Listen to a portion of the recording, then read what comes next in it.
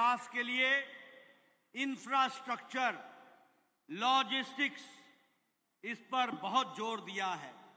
और इसलिए उन्होंने कहा हीरा, हीरा का मतलब है H for highways, I for internet, R for railways और A फॉर एयरवेज। आपको जानकर खुशी होगी कि आज भारत 56,000 किलोमीटर सड़क नेशनल हाईवे बना चुका है, 56,000 किलोमीटर्स, 52,000 किलोमीटर्स रेल का, ट्रैक का इलेक्ट्रिफिकेशन हो गया है और हाईवेज को आगे बढ़ाने का काम हुआ है। लगभग 1.5 लाख पंचायत को इंटरनेट से जोड़ने का काम हुआ है और 2 लाख पंचायत में कॉमन सर्विस सेंटर खड़ा कर दिया गया है। अगर हम बात करें रेलवेज की, तो एक नया जाल बिछाया जा रहा है और उसके तहत लगभग 26,000 किलोमीटर का नया ट्रैक बनाया गया है, 26,000 किलोमीटर्स का। मैं एयरवेज की बात करना चाहूंगा। 2014 में there were 74 airports, now there are 148 airports, दुगना हो गया है एयरवेज को, ये भी हमको ध्यान में रखना चाहिए। मैं यहां बताना चाहूंगा कि जहां हाईवे 60% का इंक्रीज है, वहीं प्रधानमंत्री मोदी जी ने मेगा फूड पार्क में 12 गुना विकास किया है, 12 टाइम्स विकास किया है। ఈరోజు మనం భారతదేశము అనేక రంగాల్లో ప్రగతి చూస్తున్న పాటు ఒక మంత్రం నరేంద్ర మోదీ గారు చెప్పారు, అది హీరా. అంటే హైవేస్, ఇంటర్నెట్, రైల్వేస్, ఏ అంటే మళ్ళీ రైల్వేస్, ఎయిర్వేస్. ఈరోజు భారతదేశంలో దాదాపు 56,000 కిలోమీటర్లతో రహదారులు నిర్మాణమైనాయి. దాదాపు 52,000 కిలోమీటర్లు ఎలక్ట్రిఫికేషన్ రైల్వేస్ చేయడం జరిగింది. గతంలో కేవలం 74 ఎయిర్పోర్ట్లు మాత్రమే మన దేశంలో ఉండే. కానీ ఈరోజు నరేంద్ర మోదీ గారు వచ్చిన తర్వాత ఈ 10 సంవత్సరాల్లో 148 ఎయిర్పోర్ట్లు మనము నిర్మాణం చేసుకోవడం జరిగింది. ఈరోజు అన్ని ఇదే కాదు, అన్ని రంగాల్లో కూడా ఈరోజు భారతదేశము దాదాపు 22 లక్షల గ్రామాల్లో ఈరోజు ఇంటర్నెట్ ఒక ఫెసిలిటీస్ తీసుకురావడం జరిగింది. ఈ ఇంటర్నెట్లు గ్రామాలకు తీసుకురావడంతో పాటు ఈ రైల్వేస్, ఎయిర్వేస్, హైవేస్ ఇవన్నీ కూడా చాలా అభివృద్ధి మార్గంలో పోతున్నాము. కాబట్టి ఈరోజు ఇవన్నీ కూడా అభివృద్ధి జరిగిందంటే ఇది నరేంద్ర మోదీ గారి యొక్క సంకల్పం, అభివృద్ధి భారత్ని మనం నిర్మాణం చేయాలని చెప్పేసి ఆ అభివృద్ధి వైపు పోతున్నటువంటి విషయాన్ని కూడా మనందరం గమనించాల్సిన అవసరం ఉన్నది. मित्रों, प्रधानमंत्री जी ने 10 साल में गांव को सशक्त किया, गरीब को ताकत दी, दलित को ताकत दी और आत्मसम्मान दिया, आदिवासी की चिंता की, किसान की चिंता की, युवाओं की चिंता की और महिलाओं का सशक्तिकरण किया गया। आज प्रधानमंत्री गरीब कल्याण अन्न योजना में 80 करोड़ की जनता को, 80 करोड़ पीपल और 80 करोड़ की जनता में 2 करोड़ लोग हमारे तेलंगाना के हैं जिनको 5 किलो गेहूं या 5 किलो चावल और 1 किलो दाल दिया जा रहा है। और इसके कारण भारत की गरीबी की रेखा के नीचे रहने वाले 25 करोड़ लोग आज मोदी जी के नेतृत्व में 25 करोड़ लोग गरीबी की रेखा से ऊपर आ गए हैं और उनका विकास हो गया है, ये हमको समझना चाहिए। प्रधानमंत्री किसान सम्मान निधि, इसमें 11 करोड़ 78 लाख किसान को हर चौथे महीने 2-2 हजार रुपए उनके खाते में जा रहा है, बैंक अकाउंट में जा रहा है। और आपको जानकर खुशी होगी कि इस 11 करोड़ में 36 लाख किसान तेलंगाना के हैं जिनके खाते में ये सामग्री जा रही है। अगर मैं यहां ये भी बताना चाहूंगा कि मोदी जी ने तय किया है कि ये प्रधानमंत्री किसान सम्मान निधि, प्रधानमंत्री गरीब कल्याण अन्न योजना आप गोमाता श्रीनिवास को भेजोगे और ये अगले 5 साल तक चलती रहेगी और गरीब को मिलेगी, इसकी चिंता की गई है। उसी तरीके से हम लोगों ने तय किया है मोदी जी के नेतृत्व में कि भारत अब दाल में और तेल में आत्मनिर्भर हो जाएगा, सेल्फ सफिशिएंट हो जाएगा। और हमने तय किया है कि आपके यहाँ जो श्री अन्न होता है, जो आपके यहाँ मोटा अनाज होता है, वो दुनिया का हब अब बनेगा मिलेट का, तो वो भारत बनेगा। इस तरीके से व्यवस्था की जा रही है। భారతదేశము ఈరోజు గ్రామీణ ప్రాంతాన్ని, బీదవాళ్ళని, రైతులకు, ఆదివాసీలకు, అదేవిధంగా షెడ్యూల్ తెగలకు వారి అభివృద్ధి కోసం నరేంద్ర మోదీ గారి ప్రభుత్వం పనిచేస్తూ ఉంది. ఈరోజు అనేక మంది ఈరోజు మనం చూస్తూ ఉన్నాం, వారందరికీ కూడా అభివృద్ధి కార్యక్రమాల్లో గ్రామీణ ప్రాంతంలో కూడా అభివృద్ధి జరుగుతూ ఉన్నది. ఈరోజు గరీబ్ అన్నదాత కింద ఈరోజు ఈ అయితే 7 కిలోల బియ్యము, 5 కిలోలు బియ్యము, 5 కిలోల బియ్యము, 7 కిలోల గోధుమలు, 1 కిలో పప్పు, ఇవన్నీ కూడా ఉచితంగా ఈరోజు ప్రజలకు ఇవ్వడం జరుగుతుంది. దాదాపు దేశవ్యాప్తంగా కూడా మన అన్ని రంగాల్లో కూడా మన ఒక ప్రొడక్షన్ పెరిగింది. ఆ ప్రొడక్షన్ పెరగడంలో ఈరోజు భారతదేశము చాలా ముందుకు వెళ్తే పోయింది. మన భారతదేశంలో 28 లక్షల మంది, ఈరోజు 28 కోట్ల మంది దరిద్ర రేఖ కింద పైకి వచ్చేశారు. అందుకనే మన దగ్గర బీపీఎల్స్ ఏది ఉంటాయో ఆ బీపీఎల్ కన్నా పైన వాళ్ళు ఎక్కువ పెరగడం జరిగింది. భారతదేశము ఈరోజు బీపీఎల్ సంఖ్యని తగ్గించుకొని ఆ బీపీఎల్ని పైకి వచ్చేటటువంటిగా 28 లక్షల మందికి ఈరోజు 5 సంవత్సరాలు ఇంకా కొనసాగించాలంటే ఆ గరీబ్ అన్న యోజన నేను గోమాస శ్రీనివాస్ని గెలిపించాల్సిన అవసరం ఉన్నది. వారిని గెలిపిస్తే నరేంద్ర మోదీ గారి ప్రభుత్వం రాబోయే 5 సంవత్సరాలు కూడా బీదవాళ్లకు 5 కిలోల బియ్యము, అదేవిధంగా 7 కిలోల వీటు అంటే గోధుమలు, అదే 1 కిలో పప్పు మీ అందరి దగ్గర పోతుంది. తర్వాత ప్రధానమంత్రి జనధన ఈ కిసాన్ సమ్మాన్ యోజన కింద లక్షలాది మందికి ఈరోజు రైతులకు వారికి పెట్టుబడి యొక్క సపోర్ట్ దొరుకుతూ ఉన్నది. ప్రధానమంత్రి సమ్మాన్ కిసాన్ యోజన తెలంగాణలో కూడా లక్షల మంది రైతులు దాన్ని అనుభవిస్తున్నారు. కాబట్టి మీరు తప్పకుండా ఇవన్నీ గమనించి గోమాస శ్రీనివాస్ గారిని గెలిపించాల్సిందిగా నేను కోరుతా ఉన్నాను.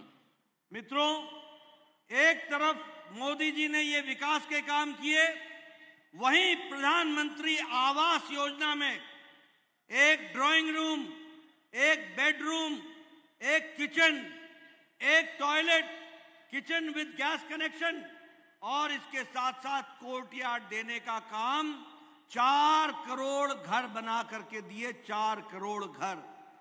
और तेलंगाना की भ्रष्ट सरकार, जिसको आप लोगों ने नकार दिया, चंद्रशेखर राव की सरकार, उसने आपको प्रधानमंत्री आवास योजना देने से इनकार कर दिया। और रेवंत रेड्डी ने भी प्रधानमंत्री आवास योजना को लागू नहीं किया है। आप गोमासा श्रीनिवास को चुनाव जिता के भेजना और यहां पर प्रधानमंत्री आवास योजना लागू होगा।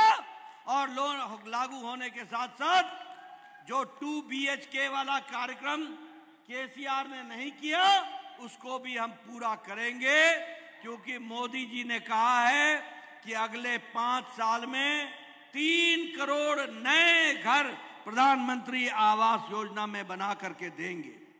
मित्रों, मैं यहां आपके सामने ये भी बताना चाहता हूं कि आज प्रधानमंत्री आयुष्मान भारत गरीब लोगों के लिए मोदी जी ने 5 लाख रुपए का सालाना हेल्थ कवर देने का तय किया है। 5 लाख रुपए और दे रहे हैं। हमारे चंद्रशेखर राव ने बहुत देरी से इसको लागू किया, लेकिन आज तेलंगाना में यह लागू हो गया है। आज 55 करोड़ लोगों को और 26 लाख परिवार हमारे आयुष्मान भारत का लाभ तेलंगाना में उठा रहे हैं। ये गरीब लोग गंभीर बीमारी से इलाज कराने के लिए मोदी जी की तरफ से हर साल 5 लाख रुपए आता है। लेकिन आपको मैं खुशखबरी सुनाना चाहता हूं। यहां माताएं बैठी हैं, यहां हमारे बुजुर्ग बैठे हैं। मोदी जी ने तय कर दिया है आप गोमासा श्रीनिवास को चुनाव जिता के भेजना। इस तेलंगाना के जितने भी बुजुर्ग लोग जिनकी उम्र 70 साल से ऊपर हो गई, जितनी भी माताएं बहन जिनकी उम्र 70 साल से ऊपर की हो गई है, जो किसी भी जाति के हों, किसी भी मजहब के हों, किसी भी इलाके के हों, किसी भी आमदनी के हों, गरीब हो या अमीर हो, मोदी जी की तरफ से सबको 5 लाख रुपए का हेल्थ कवर मिलेगा सालाना, इसकी तय किया गया है। उसी तरीके से हमारे किन्नर समाज, जिसकी किसी ने चिंता नहीं की, उसकी मोदी जी ने चिंता की है और किन्नर समाज के लोगों को भी आयुष्मान भारत से जोड़ दिया जाएगा। इस तरीके से काम चल रहा है। మిత్రులారా, ప్రతి ఒక్కరికి ఇల్లు ఉండాలనేది ఒక పెద్ద స్వప్నం. నరేంద్ర మోదీ గారు ఒక వ్యక్తికి 2 గదులు, ఒక బెడ్రూము, ఒక వంట ఇల్లు, ఒక బాత్రూమ్ లాంటి ఒక ఇల్లు కట్టించేటటువంటి స్వప్నము. ప్రధానమంత్రి ఆవాస్ యోజన కింద కోట్లాది రూపాయలు రాష్ట్రాలకు ఇవ్వడం జరిగింది. కానీ ఇక్కడ ఉన్నటువంటి ఆనాటి బీఆర్ఎస్ ప్రభుత్వం ఈ డబుల్ బెడ్రూమ్ల పేరు మీద ప్రధానమంత్రి ఆవాస్ యోజన ప్రజలకు దక్కకుండా చేశాడు. మళ్ళీ రేవంత్ రెడ్డి గారు వచ్చిన తర్వాత కూడా దాన్ని ముందుకు తీసుకుపోవట్లే. ప్రధానమంత్రి ఆవాస్ యోజన కింద అనేక మంది బీద వాళ్లకు ఇల్లు వచ్చేటటువంటి అవకాశాలు ఉండే, కానీ వీళ్ళిద్దరు చేపట్టే తెలంగాణకు ఒక అవకాశం రాలే. అంతేకాదు మిత్రులారా, 5 లక్షల రూపాయలతోని ఆయుష్మాన్ భారత్ అనేటటువంటి ఒక ఏదైతే పథకం ఉందో, దాని ద్వారా ఏదైనా కుటుంబంలో ఏదైనా మెడికల్ అవసరం వస్తే 5 లక్షల రూపాయల దాకా వారికి ట్రీట్మెంట్కు కేంద్ర ప్రభుత్వం ఇస్తుంది. ఆ ప్రభుత్వం తీసుకున్నట్టుగా నిర్ణయము తెలంగాణ ప్రభుత్వం చాలా ఆలస్యంగా తీసుకుంది. ఎందుకు వాళ్లకు ఈ యొక్క అవకాశం రాలేదు, ఈ యొక్క రాష్ట్రంలో ఆయుష్మాన్ భారత్ని ఎందుకు ఇక్కడ ఇంప్లిమెంట్ చేయలేదనే విషయాన్ని కూడా అన్నాళ్ళు చూస్తూ ఉన్నాం. కాబట్టి ఇటువంటి అనేక పథకాలు ఈరోజు రాష్ట్రంలో భారతీయ జనతా పార్టీ ప్రభుత్వం మనం ఇస్తూ ఉన్నాం. కానీ అవి ఇక్కడ అమలు పరచాలంటే గోమాస శ్రీనివాస్ని గెలిపించాలి. అప్పుడే ఈ పథకాలన్నీ కూడా మన దగ్గర పనిచే అవసరం ఉంటాయి. కాబట్టి ఈరోజు లక్షలాది మందికి ఈ యొక్క దేశంలో దీని మీద లాభం వస్తుంటే, మన యొక్క తెలంగాణలోనే దాదాపు 26 లక్షల కుటుంబాలకు ఈ యొక్క ఆయుష్మాన్ భారత్ కానీ ఇతర ఒక పథకాలు కానీ దాని యొక్క లాభం దొరుకుతూ ఉంది. అందుకే మీరు గోమాస శ్రీనివాస్ని గెలిపిస్తే కేంద్ర ప్రభుత్వం పథకాలు మన ప్రాంతానికి వచ్చే అవకాశాలు ఉంటాయని చెప్పేసి కూడా నేను కోరుతా ఉన్నాను. मित्रों, मैं यहाँ ये भी बताना चाहता हूँ कि तमिलनाडु के लिए जहाँ बजट में टैक्स के डिवोल्यूशन में पूरी ताकत से आपके विकास के लिए आगे कार्यक्रम हुआ है और 1,60,000 करोड़ रुपए 1.60 लाख करोड़ रुपए आपको टैक्स में यहाँ पर प्रधानमंत्री मोदी जी ने दिया है। और उसी तरीके से 1.10 लाख करोड़ रुपए आपको ग्रांट इन एड दिया गया। आपके रेलवे ट्रैक को बजट से 20 गुना बढ़ा दिया गया है, 20 टाइम्स बजट बढ़ा दिया गया है और आपके रेलवे ट्रैक को डबल किया जा रहा है। उसी तरीके से आज 3 वंदे भारत ट्रेन तेलंगाना में हैदराबाद से चल रही हैं, सिकंदराबाद से चल रही हैं। 15 गति शक्ति कार्यक्रम टर्मिनल वो भी यहाँ पर बन रहे हैं और नेशनल हाईवे आपके यहाँ दुगना बन करके तैयार हो गया है। इस प्रकार से काम चल रहा है। भारतमाला प्रोजेक्ट में आपका Hyderabad Indore economic corridor, Surat Chennai economic corridor, Hyderabad Panaji economic corridor और हैदराबाद विशाखापट्टनम कॉरिडोर, ये सारे विकास के नए आयाम लिखे जा रहे हैं, जिससे आज आंध्र प्रदेश का विकास, आज तेलंगाना का विकास का पूरी की पूरी ताकत के साथ कार्य चल रहा है।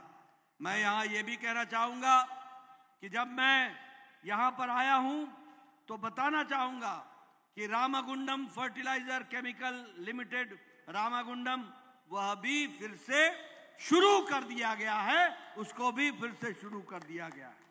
उसी तरीके से 926.22 किलोमीटर का नया रेलवे ट्रैक तेलंगाना के लिए अप्रूव हो गया है। और आपको जानकर खुशी होगी कि 450 किलोमीटर का नेशनल हाईवे 63 यह जगदलपुर से निजामाबाद वाया धर्मपुरी इन पेड्डापल्ली से होकर के जाएगा।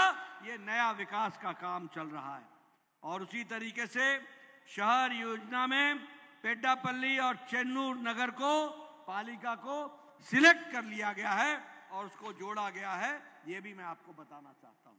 నరేంద్ర మోదీ గారి ప్రభుత్వం వచ్చిన తర్వాత తెలంగాణకు లక్షపై చెరుకు వారి యొక్క ఈ ట్యాక్స్ డెవల్యూషన్లు ఇవ్వడం జరిగింది. అంతేకాకుండా లక్షలాది రూపాయలు మన రాష్ట్రానికి వేరే రూపంలో ఇస్తూ మనకు జాతీయ రహదారులకు ఈ వీటన్నిటికి కూడా నిధులు ఇవ్వడం జరిగింది. తెలంగాణ అభివృద్ధి చేయడానికి రైల్వే మార్గాన్ని కూడా ఈరోజు పెంచడం జరిగింది. ఈ భారతదేశంలో ఉన్నటువంటి అనేక ప్రాంతాల్లాగానే తెలంగాణ కూడా 3 వందే భారత్ ఇవ్వడం జరిగింది. ఇది హైదరాబాద్ నుంచి సికింద్రాబాద్ నుంచి మొదలవుతూ ఉన్నాయి. అంతేకాదు మిత్రులారా, ఈరోజు జాతీయ రహదారులు ఈ ప్రాంతంలో మనం ఇవ్వడం జరిగింది. రైల్వే ఒక ఆధునీకరణ చేయడం జరిగింది. రైల్వే లైన్స్తో పాటు ఈ ప్రాంతంలోనే రామగుండం ఫర్టిలైజర్ యొక్క ప్లాంట్ ఏతుందో దాన్ని పునరుద్ధరించి ఈరోజు మళ్ళీ దాన్ని పెట్టుకుంటూ ఈ యొక్క ప్రాంతానికి ఎంతో ఒక ప్రతిష్టాత్మకమైన మారినటువంటి ఒక విషయం అందరూ తెలుసు. పెద్దపల్లిని ఒక లాభం చేసేటటువంటి విధంగా ఇందోర్ నుంచి నిజామాబాద్ వరకు ఒక జాతీయ రహదారి వచ్చేటటువంటి ప్లాన్ చేస్తూ ఉన్నారు. అందులో పెద్దపల్లి కూడా దానికి కనెక్షన్ ఉంటుంది. కాబట్టి అనేక పథకాల్లో ఈరోజు పెద్దపల్లికి వచ్చేటటువంటి ఒక ఏవైతే లాభాలు ఉన్నాయో ఇవి కేవలం నరేంద్ర మోదీ గారి యొక్క ఆలోచనతో కొన్ని ప్రయోజనాలుగా చేస్తూ ఉన్నాం. ముఖ్యంగా రైల్వే విషయంలో కూడా రైల్వే లైన్లో కూడా పెద్దపల్లికి లాభం జరుగుతూ ఉన్నాయి. మరి ఇవన్నీ కూడా ఆలోచించి మీరు మరొకసారి గోమాస శ్రీనివాస్ గారికి ఓటేసేటటువంటి ఆలోచన చేయండి అని చెప్పేసి నేను కోరుతా ఉన్నాను. मित्रों, मैंने आपको जो विकास का काम था वो आपको बताया कि मोदी जी के नेतृत्व में किस तरीके से विकास हो रहा है। लेकिन मैं आपको ये भी बताना चाहता हूं कि आज अगर ये विकास हो रहा है, अगर ये उजाला आ रहा है, तो हमको वो बुरे दिन भी याद रखने चाहिए जो कांग्रेस के जमाने और बीआरएस के जमाने में आपने देखा है। ये कांग्रेस, ये असदुद्दीन अवैसी की हमारी AIMIM, चाहे बीआरएस, ये ABC है, AIMIM, ये अवैसी की पार्टी, B फॉर बीआरएस और C फॉर कांग्रेस, ये सभी तीनों के तीनों मुस्लिम लीग का एजेंडा चलाने वाली पार्टियां हैं। ये सभी तबलीगी जमात के हिमायती हैं। ये सभी तबलीगी जमात के रीति नीति पर चलने वाली पार्टियां हैं और ये मुख्य धारा को डिस्टर्ब करने वाली पार्टियां हैं। बताओ, ये सब लोग रजाकार के लोगों के समर्थक हैं कि नहीं है? जरा जोर से बोलो, हैं कि नहीं है? रजाकार का इतिहास मालूम है ना? ये ओवैसी की पार्टी रजाकार की समर्थक रही है ना? कांग्रेस इसका समर्थन करती है ना? और बीआरएस इनके साथ गले मिलकर के चलती रही है ना? ये सब मुस्लिम लीग, तबलीगी जमात इसके साथ के चट्टे बट्टे हैं, इसका साथ देने वाले लोग हैं। ये लिबरेशन दिवस 17 सितंबर नहीं मना सकते, ये कभी सोच नहीं सकते। लेकिन एक बात बोलना चाहता हूं, भारतीय जनता पार्टी हमेशा याद रखेगी 17 सितंबर 1948 जब हमें लिबरेट कराया था सरदार पटेल ने, और तब का लिबरेशन दिवस था। आप आगे हमारी सरकार बनाओगे, तेलंगाना धूमधाम से लिबरेशन दिवस मनाएगा, यह भी मैं आपको बताना चाहता हूं। మిత్రులారా, మనందరూ తెలుసు ఈరోజు ఈ రాజకీయ కొన్ని పార్టీలు, దానికి నేను ABC అంటున్నాను. ఏ అంటే అసదుద్దీన్ ఓవైసీ MIM, B అంటే BRS ప్రభుత్వం, C అంటే కాంగ్రెస్. ఈ ABC ఏది ఉందో ఈ పార్టీలన్నీ కూడా ఈ దేశంలో కానీ మన రాష్ట్రంలో, ముఖ్యంగా మన రాష్ట్రంలో ముస్లిం లీగ్ ఎజెండాని ముందుకు తీసుకుపోతా ఉన్నారు. తబ్లిగే జమాత్ మన ముందుకు తీసుకువస్తున్నారు. వారి ఎజెండాని మన మీద రుద్దే ప్రయత్నం చేస్తున్నారు. కేవలం ఓటు బ్యాంక్ రాజకీయాల కోసము ఇవన్నీ కూడా చేసేటువంటి విషయాన్ని మనం గుర్తుపెట్టుకోవాలి. గతంలో మనం చూసాము, ఈ యొక్క రాష్ట్రంలో ఈ 3 పార్టీలు కూడా 17 సెప్టెంబర్ అంటే 17 సెప్టెంబర్ నాడు ఏ నాడైతే మన ప్రాంతానికి ఆ రోజు స్వాతంత్రం వచ్చిందో, రజాకారుల నుంచి మనకు విముక్తి దొరికిందో, ఆ రోజు 17 సెప్టెంబర్ని ఎవరు కూడా జరుపుకునే ప్రయత్నం చేయట్లే. కానీ ఆ రజాకారులని, ఆ రజాకారు యొక్క ఎజెండాని, ఆ రజాకారు సంబంధించిన చరిత్రని మన మీద రుద్దే ప్రయత్నం చేస్తున్నాం. భారతీయ జనతా పార్టీ వచ్చిన తర్వాత డెఫినెట్గా ఈ 17 సెప్టెంబర్ని జరుపుతా ఉన్నాం, మేము జరుపుకుంటున్నాం. ఆ రోజు వచ్చినటువంటి ఒక మనకు స్వాతంత్రము మనం దాన్ని ముందు తీసుకుపోవాలి. కానీ ఈ ఓటు బ్యాంక్ పాలిటిక్స్ ద్వారా మనందరం కూడా వెనకబడిపోతున్నాం. కాబట్టి ఈ యొక్క 2-3 పార్టీలు కూడా ఈ ముస్లిం లీగ్ ఎజెండా మన మీద రుద్దటానికి అవకాశం ఇవ్వకూడదని చెప్పేసి నేను కోరుతా ఉన్నాను. आजकल राहुल गांधी बोलते हैं कि मोदी जी के नेतृत्व में रिजर्वेशन खत्म हो जाएगा. मैं यहां बोलना चाहता हूं, उल्टे चोर कोतवाल को डांटे, खुद चोरी करो और दूसरों पर इल्जाम लगाओ. आप देखिए, इनका मैनिफेस्टो उठा करके देखिए, 2009 का मैनिफेस्टो उठा के देखिए, चाहे 2024 का मैनिफेस्टो उठा करके देखिए. इन्होंने हमेशा हमारे दलित भाई, हमारे आदिवासी भाई, हमारे पिछड़े ओबीसी, हमारे अति पिछड़े, इनके रिजर्वेशन पर बारंबार डाका मारा है. बारंबार, एक बार नहीं, बारंबार.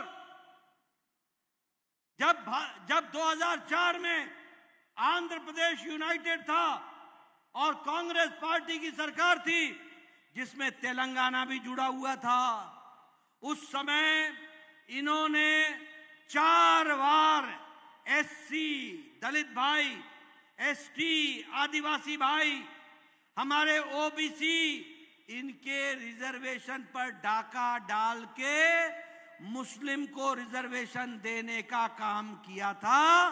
और जब कोर्ट ने मना किया तो एक्ट लेकर के आए थे.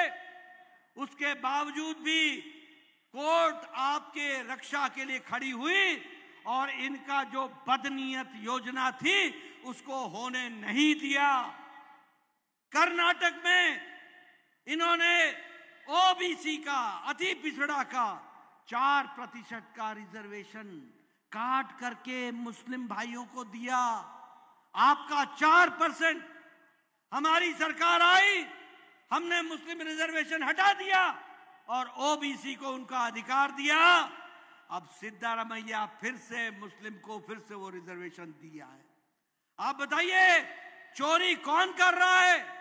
डाका कौन डाल रहा है? किसकी नीयत बुरी है? ये कांग्रेस पार्टी की नीयत बुरी है. ये कांग्रेस पार्टी आपको आगे बढ़ते हुए नहीं देखना चाहती. प्रधानमंत्री मोदी जी ने 4 दिन पहले कहा है, कांग्रेस पार्टी लिखित रूप में बताए कि वह कभी भी एससी, एसटी और ओबीसी के रिजर्वेशन से छेड़छाड़ नहीं करेगी. आज दिन तक जवाब नहीं दे सकी कांग्रेस पार्टी. प्रधानमंत्री ने कहा है कि कांग्रेस पार्टी लिख करके दे कि पिछले दरवाजे से जहां आपकी सरकार है वहां एससी, एसटी और ओबीसी का रिजर्वेशन पर आप डाका नहीं डालोगे, पिछले दरवाजे से उनका रिजर्वेशन खत्म नहीं करोगे. कांग्रेस चुप है, कांग्रेस बोल नहीं रही है, कांग्रेस की बोलती बंद है. ये लोग हाथी के दांत दिखाने के और खाने के और हैं. ये लोग आपके साथ दगा कर रहे हैं, आपको गुमराह कर रहे हैं. अपनी रोटी सेकने के लिए, राजनीतिक रोटी सेकने के लिए देश को एक नए विभाजन की ओर ले जाने की षड्यंत्र रच रहे हैं. डॉक्टर भीमराव अंबेडकर ने कहा है, धर्म के आधार पर कभी भी आरक्षण, रिजर्वेशन नहीं होगा. भीमराव अंबेडकर ने संविधान में कह दिया है. राहुल गांधी संविधान की कॉपी लेकर के चलते हैं, पढ़ते लिखते नहीं है, मालूम नहीं है कि धर्म के आधार पर आरक्षण नहीं हो सकता. लेकिन वो षड्यंत्र करके पिछले दरवाजे से आपका, दलित भाइयों का, आरक्षण लेना चाहते हैं, दलित भाइयों का आरक्षण लेना चाहते हैं। और इसीलिए गोमासा श्रीनिवास मोदी जी के नेतृत्व में आपकी रक्षा करेगा, आपका आरक्षण आपको मिलेगा और आपको रहेगा। इस बात को आप ध्यान में रखिए। మీ అందరికీ తెలిసి ఈ మధ్య రాహుల్ గాంధీ దేశమంతా తిరిగి రిజర్వేషన్ల గురించి మాట్లాడుతూ ఉన్నారు. అసలు రిజర్వేషన్ల గురించి మాట్లాడే అధికారం రాహుల్ గాంధీ గారికి ఎక్కడ ఉంది? ఇక్కడ ఉన్నటువంటి అనేక ఓబీసీ వర్గాలకు ఆనాడు ఉమ్మడి రాష్ట్రంలో కాంగ్రెస్ పార్టీ 4% రిజర్వేషన్లు ముస్లింలకు ఇచ్చి ఎవరికి అన్యాయం చేసింది ఒక్కసారి మీరు ఆలోచించండి. ఆ 4% రిజర్వేషన్ల ద్వారా మన రాష్ట్రంలో ఉన్నటువంటి ఓబీసీలకు నష్టం జరిగిందని చెప్పి తెల్లదారకు ఈరోజు వారి పరిపాలించే రాష్ట్రంలో ఓబీసీలకు అదేవిధంగా ఎస్సీలకు ఎస్టీలకు అన్యాయం జరుగుతున్న విషయాన్ని వాళ్ళకి తెలియదా? మనకు రాజ్యాంగంలో ఇచ్చినటువంటి భీమరావు అంబేద్కర్ గారు చెప్పినట్టు మతం ఆధారంగా రిజర్వేషన్ ఉండరాదు. భారతీయ జనతా పార్టీ అదే ఉంటుంది. మీరు మతం ఆధారంగా మీరు రిజర్వేషన్ ఇవ్వడానికి వీలు లేదు. మన రాజ్యాంగం కూడా అదే అంటుంది.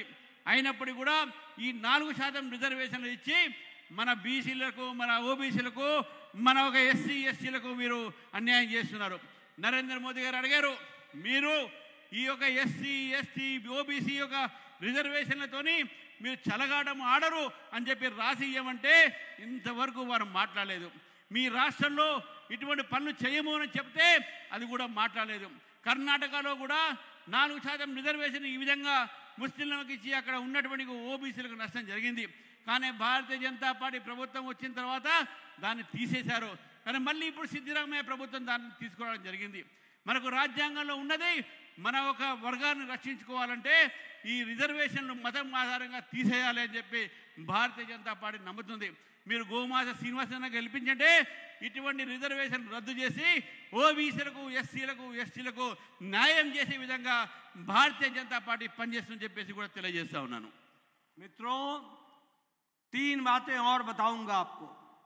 ये कांग्रेस पार्टी राम विरोधी पार्टी है, राम विरोधी पार्टी। ये कांग्रेस पार्टी सनातन विरोधी पार्टी है, सनातन विरोधी पार्टी है। ये कांग्रेस पार्टी राष्ट्र विरोधी ताकतों के साथ हाथ मिलाने वाली पार्टी है, हाथ मिलाने वाली पार्टी।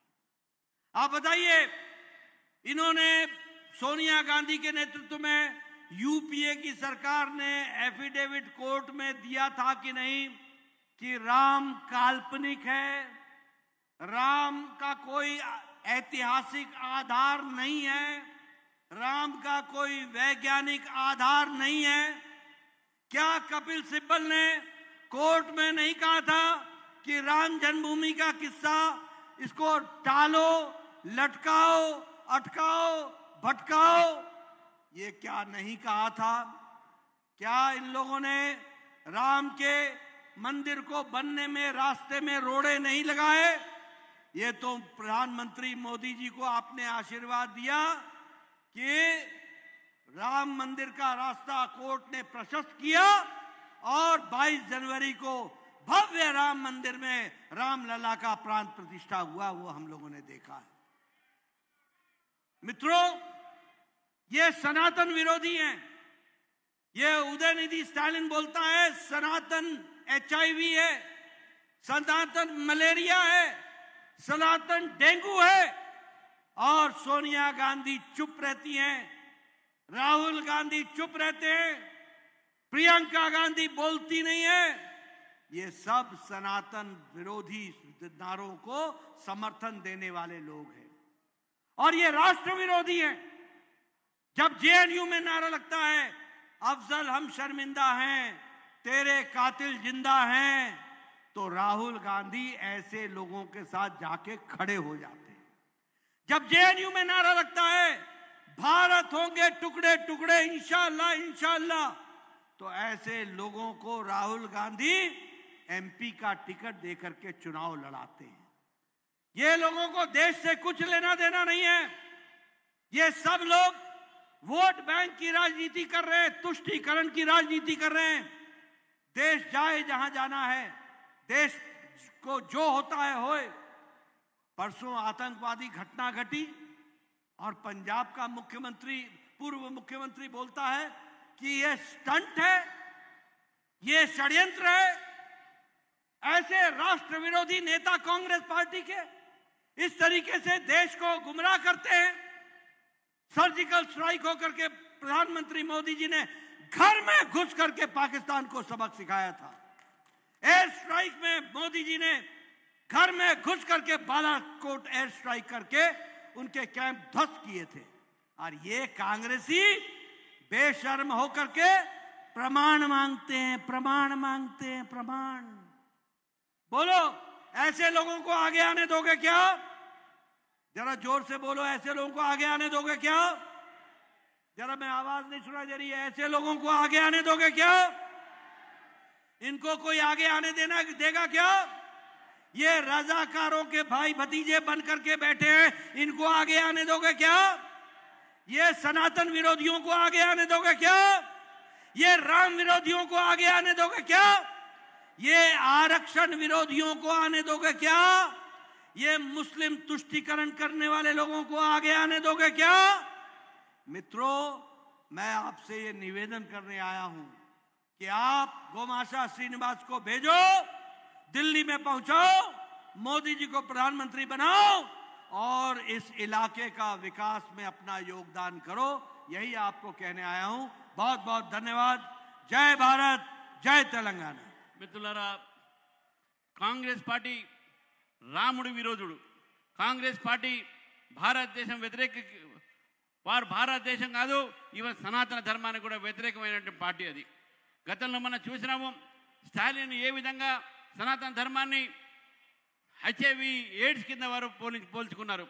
అదేవిధంగా సుప్రీంకోర్టులో రాముడి విషయంలో ఆర్గ్యుమెంట్ జరుగుతుంటే సుప్రీంకోర్టులో ఉన్న కాంగ్రెస్ పార్టీ అడ్వకేట్ రాముడు ఒక కల్పనికుడు, రాముడు ఒక దేవుడు కాదు, రాముడు అక్కడ పుట్టలేదు అనేటువంటి అనేకమైన ప్రశ్నలు తీసుకొచ్చారు. ఇటువంటి వ్యక్తులు మన దేశం కోసం ఏం చేస్తారని చెప్పి అడుగుతా ఉన్నాను. ఈ యొక్క శక్తులన్నీ కూడా ఈరోజు కేవలం ఓటు బ్యాంక్ పాలిటిక్స్ కోసమే ఈరోజు వాళ్ళు ముందుకొస్తున్నారు. కేవలము ఈ యొక్క ఓటు బ్యాంక్ పాలిటిక్స్ కోసమే ఈరోజు రెచ్చగొట్టేటటువంటి భాషలు ఇస్తూ ఉన్నారు. మన దేశంలో అనేక సంఘటనలు జరిగినాయి, దాని విషయంలో మాట్లాడట్లేదు. మన పంజాబ్ సంబంధించినటువంటి మాజీ ముఖ్యమంత్రి అక్కడ ఉన్నటువంటి ఒక సంఘటన మీద, జరిగిన సంఘటన మీద, ఆతంకవాద సంఘటన మీద మనకు వ్యతిరేకంగా మాట్లాడడం జరిగింది. వీళ్ళందరూ కూడా దేశ వ్యతిరేకులు, దేశ వ్యతిరేకమైనటువంటి వ్యాఖ్యలు చేస్తూ ఉన్నారు. నేను ఒకటే అడుగుతున్నాను కాంగ్రెస్ పార్టీని, రామాలయము రాముడి ఏదో నరేంద్ర మోదీ గారు సుప్రీంకోర్టు జడ్జిమెంట్ ఏదో భవ్యమైన రాముడి మందిరం నిర్మాణం చేశారు. కానీ వీళ్ళు ఈరోజు రాముడు ఎక్కడా అని చెప్పేసి మాట్లాడేవాళ్ళు వీళ్ళు ఈరోజు భారతదేశాన్ని వారు విభజించాలని ప్రయత్నం చేస్తున్నారు. మతాల మీద, కులాల మీద ఈ డివిజివ్ పాలిటిక్స్తోని కాంగ్రెస్ పార్టీ పనిచేస్తూ ఉంది.